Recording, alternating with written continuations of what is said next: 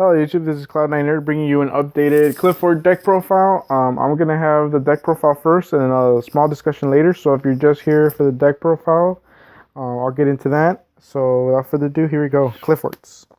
To start off with the vanillas, I play one Monolith and two Scouts. Moving on to the big boys, I play one Disc and two Stealth. Moving on to my supers, triple Carrier, triple Helix. And then for the last level 9 guys, I play one Shell and one Cephalopod. And for the non-Klee monsters, I main triple Veiler. Moving on to the spells, we have basically a bunch of staples, Summoner's Arts, Upstarts, and Dualities. I'm going to keep that lineup as long as I play Klees.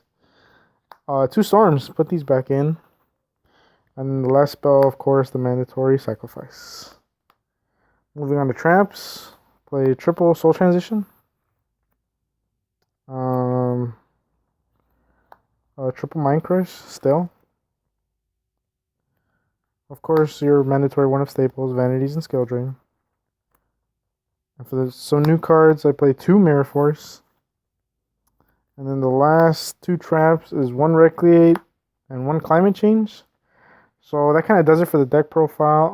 Really quick on the Climate Change, this card, basically this last slot, basically I changed between these two, which makes my deck have, double Recreate or Clipper Launch. That's a new card that I've been testing out.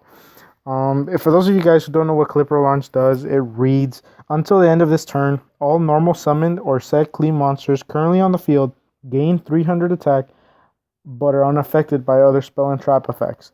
Also, their effects are negated. So I've seen a few players at my locals test Trapstone, but I believe this is a better card. This gets around Book of Moon and Book of Eclipses, which are popular cards inside, Necros, the Jin outs, basically.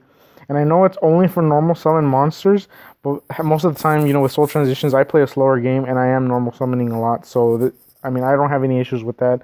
If I pendulum stuff and they want to flip it face down, Book of Moon or something, I'm perfectly fine with that. I'll just pendulum it back next turn. Now getting into the discussion of this video, I don't know if you guys noticed, I took out Swords at Dawn, and I am not running this. To be frank with you guys, those two cards pissed me off so much that I actually ripped Swords at Dawn. I no longer have a copy. In my playtesting though, if you do want to try a build with it, I find that Hidden Armory is a lot better than Swords at Dawn actually. Swords at Dawn is a lot sackier, and it could definitely, create some unexpected plays that your opponent's just gonna facepalm, But this card is a lot better. You open, Hidden Armory and a Clifford Scout. It's actually very good because you don't have to pay your 800 life points to search the sacrifice. You can search a monster, Hidden Armory for the sacrifice, and you're great. Or an even better combo is if you open up with these two cards, then if you have any Klee monster that you can normal summon, you end up drawing two cards, you Hidden Armory, you're gonna get a sacrifice, you're gonna get a search. So by the time your opponent's turn is done, you've drawn two, you've got to search off the sacrifice, and if it was a Carrier Helix, you did something else. So that's a lot of pluses.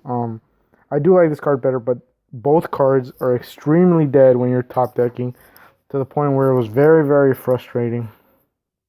I never wanted to see them mid to late game, and they ended up frustrating me so much that I just took them out. So, I guess the biggest change that you guys should have noticed from the last profile is now I run triple Veilers and double Mirror Forces. I still don't run Phoenix Chains. I'm not a big fan of it. Just like my Recreate, I find that Phoenix Chains get MST'd a lot, and I like Mirror Forces more. I know that Klees bring out big monsters, and usually the battle phase isn't a big deal, but Necros can also bring out big monsters relatively easy. So Mirror Force is there just for the early game. If you open Mirror Force, Soul Transition, and a normal summonable monster, you're really, really good. Especially if it's a Helix or something, you can basically dodge the battle phase, and then when they go main phase 2 to set their cards, you Soul Transition, you pop one of their back row, and you draw two cards. Really, really good.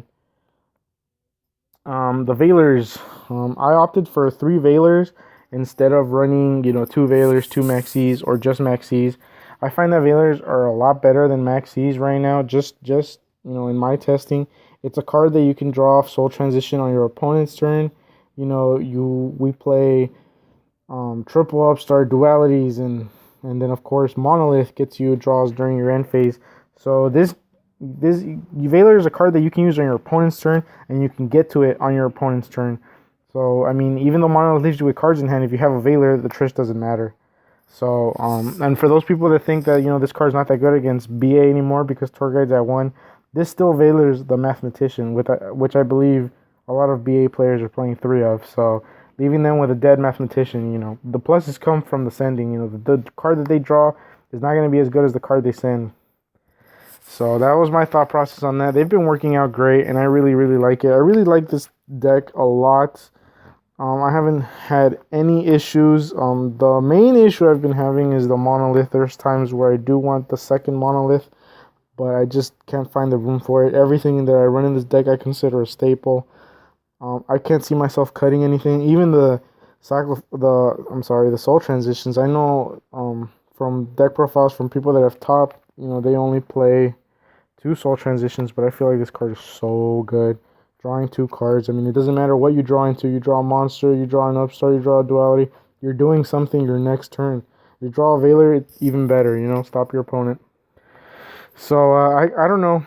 I really, really like this deck profile. I'm really, really, I've been 2-0ing everybody since I've changed it. Since I've added the Veilers and the Mirror Forces. I haven't lost actually. I'm undefeated, even against my worst matchups. So I'm really, really enjoying this version of Kleese. I don't think I'll ever put in the Fiendishes, but that's just, that's my player preference. The last thing that I do want to talk about real quick is the Cephalopod and the Shell. I've noticed a lot of people play double Shell, and I think that's great. I do believe Shell is the better of the two. It's definitely more versatile.